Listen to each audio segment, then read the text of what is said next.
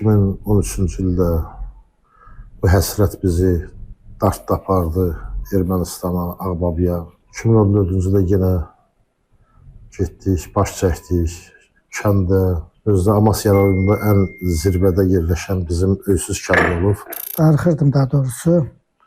Yuxuda görürdük oraları, doğulduğumuz yerlərdir. Hamının doğulduğu yer özündən ötürü əzizdir. Qərar verdik ki, gedib oraları gəzməliyik. Oğlanlarımı da götürdüm, 2 oğlanlarımı. Burxan, bir də Alpay.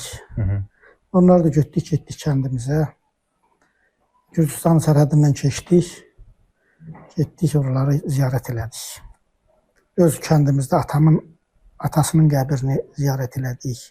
Ocağımızı ziyarət elədik. 13-14 gündə öz kəndimizdə qaldım. Yerevan mərkəzində də yenə gəzdik. Heç kim heç nə demədi. Özdə bildilər ki, biz Azərbaycan